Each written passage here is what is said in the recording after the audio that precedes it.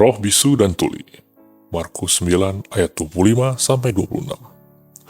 Roh ini dapat melayani epilepsi atau serangan kejang-kejang, buta rohani dan tuli rohani, dan cacat fisik. Roh ini dapat menghalangi seseorang untuk mengekspresi diri mereka sendiri secara spiritual sepanjang hidupnya atau sementara. Roh yang memberatkan, Yesaya 61 ayat 3. Juga dikenal dengan roh depresi. Bisa juga menjadi satu dengan roh kelemahan yang menyebabkan sakit penyakit. Karena dalam kitab Perjanjian Lama Ibrani, kata memberatkan juga berarti kelemahan. Diusir dengan cara mengikat, melepaskan, dan mengusir keluar, atau dengan nyanyian puji-pujian. Yesaya 61 ayat 3. Curigailah kehadirannya pada seseorang jika ia memanifestasikan depresi berkepanjangan, sakit kronis yang berkepanjangan, kelelahan kronis, duka cita, atau rasa sedih yang kronis. Roh ini juga bisa bermanifestasi sebagai kesepian yang kronis, penolakan, putus harapan, atau sikap sangat sedih yang berlebihan atau patah hati. Roh kelemahan Lukas 13 ayat 11. Dalam Lukas 13 ayat 11, seorang wanita memiliki masalah dengan tulang belakangnya selama 18 tahun. Dikatakan oleh Tuhan Yesus bahwa ia memiliki roh kelemahan. Perhatikan bahwa Yesus tidak ragu-ragu untuk menamakan penyakit dengan roh jahat dan mengatakannya kepada orang tersebut. Dalam Kisah Rasul 19 ayat 12, kita dapat melihat di mana roh jahat dapat mengakibatkan penyakit. Karena mereka segera pergi ketika urapan Roh Kudus dikirim melalui kain yang diurapi oleh Paulus kepada orang sakit, yang kemudian disembuhkan.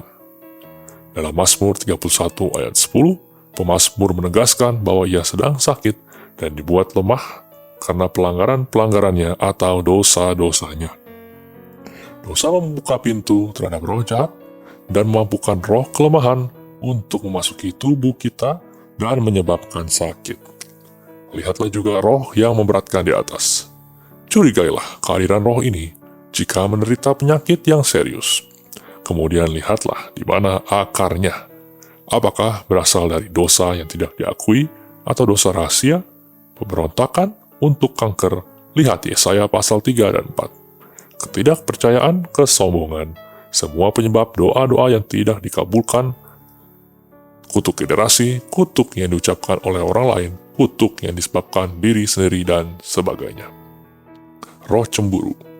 Bilangan 5 ayat 14. Melayani rasa cemburu, marah, kompetisi, ngamuk, kemungkinan kekerasan, pemecah belah, dengki, sikap merendah-rendahkan diri, dendam, kekerasan, sikap kejam, pembunuhan, dan sebagainya. Roh penyimpangan. Yesaya 19 ayat 14.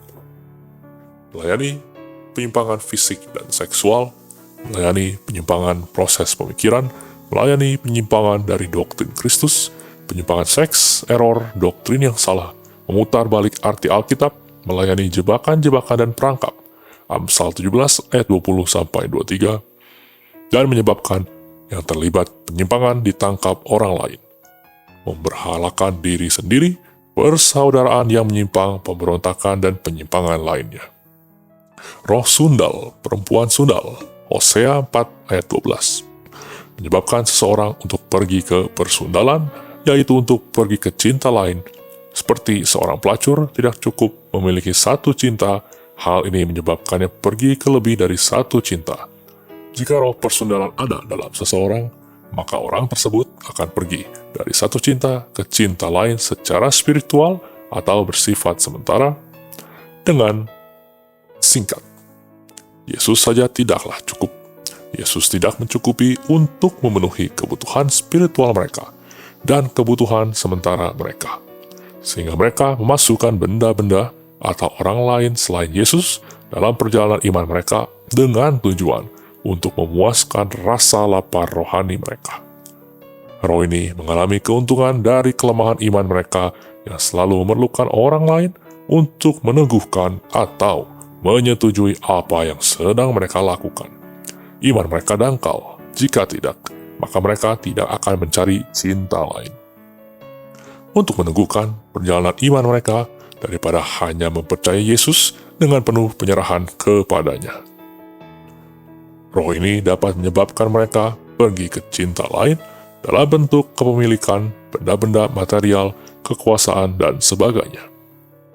Kebanyakan roh ini mudah diamati pada seseorang yang melakukan persundalan terhadap perjalanan iman dengan melakukan praktik-praktik dan kepercayaan non-doktrin dan tidak sesuai Alkitab, dan meniadakan perjanjian dengan Kristus. Roh ini menggunakan praktik tradisi yang kuat untuk mencapai tujuan akhirnya. Roh keangkuhan atau sombong. Amsal 16 ayat 18-19. Roh ini melayani kesombongan, kontrol, menuntut pembenaran diri sendiri, rumor, gosip, perdebatan keras kepala, mengolok-olok, merendahkan diri, dan mementingkan diri sendiri. Roh dusta, roh bohong. 2 Tawarik 18 ayat 22.